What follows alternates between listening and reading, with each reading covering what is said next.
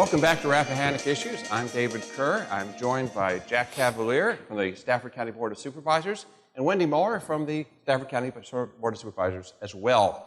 We're talking about Stafford County Public Schools, we're talking about the finances, and some of the approaches that Wendy and Jack are advocating to dealing with those problems. And we were talking about the overage of the $8.3 million, and Wendy raised a very good point about why this was important, something I don't think other people have really touched on. And Wendy, I'd like to just ask you to go ahead and tell us.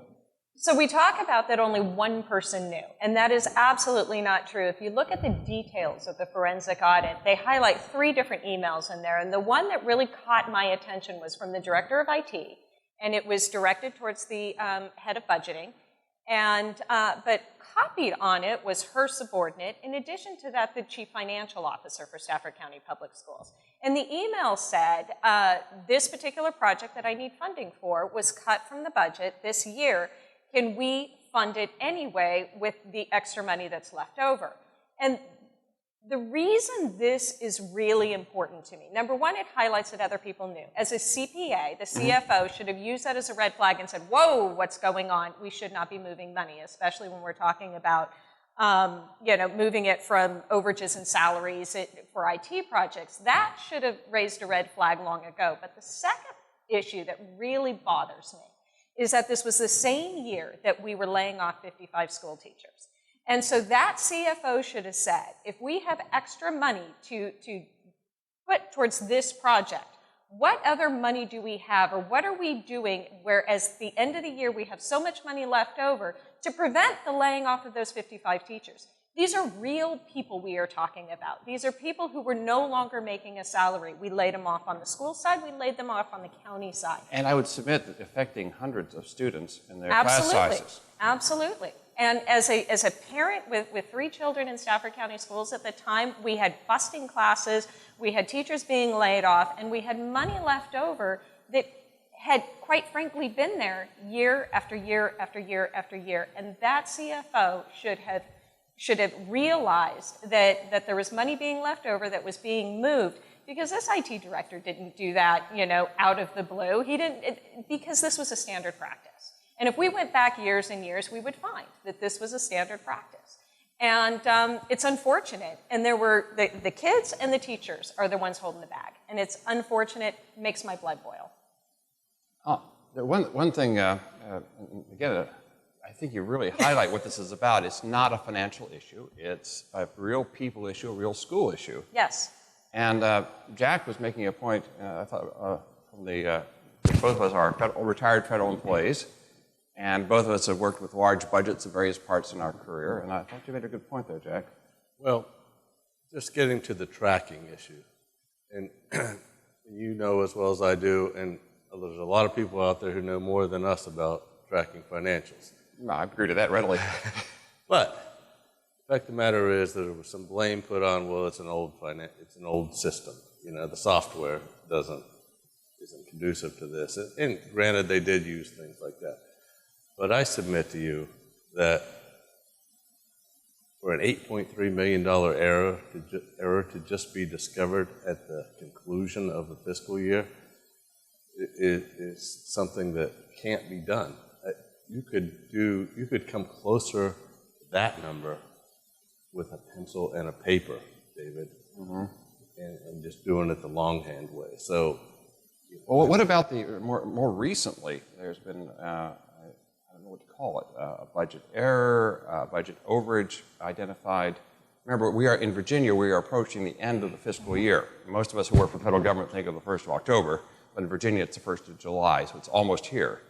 And the school board found an excess, a surplus in its budget. I think they were a little more aware of it this time. Yes. Of $6.1 million. Actually, it's going to be higher than that by the end of the year. And that was expected. We are not surprised by that.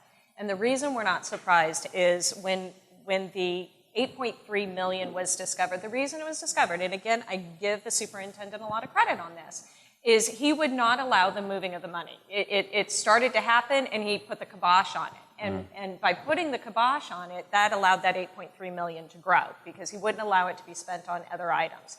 Unfortunately, the following year budget had already been developed utilizing the same budgeting practices as the previous year. And that's this budget cycle that we're in now. So we knew that we were going to have this kind of overage. And what they did try to do at the beginning of the year was I think they added 23 teachers to the rolls because they knew that they were going to have this delta in the salaries line item. But when you're hiring teachers in August, it's very difficult to get the best of the best. The best of the best are already been, they're working in different school systems, they've signed their contracts. So they did add 23 teachers because they knew they were going to have a significant overage again due to the budgeting practices. So I'm not surprised. I'm not surprised that we had the $6 million, and I think it's probably going to be closer to 7 or 8 by the time we're done. What's unfortunate is that now they're on this massive spending spree. Well, and that's frustrating. Well, they've got $8.3 million and $6.1+ million. No, they only have $6.1 million. The $8.3 million has not been given back to them yet. I suppose one of the questions I would want to ask right now is, we certainly have discussed some problems they have. We're going to go into one more, which was the error that was made in the salary scales. Yeah. We're still talking about basically the finance. Have you seen signs that in my view, there's a management cultural issue here? It can't be fixed necessarily by automation. You can automate mistakes very easily. Are you seeing enough signs of an improvement in the financial management culture, in the managerial culture, to give you any kind of confidence about the future? Well, I think at the very tip top, Superintendent Benson has some solutions that he's talked to us about, and I think he is going to right this ship. I think there needs to be other changes made in their personnel, definitely. And I haven't heard exactly what those are going to be yet. I've heard talk of some reorganization, but all that stuff is necessary because every time we have these overages and bound money, it seems like the first thing the school board looks at is how to spend that money. Mm-hmm. And even with the teacher salary faux pas on the contracts. We'll talk just a little bit about that after the break.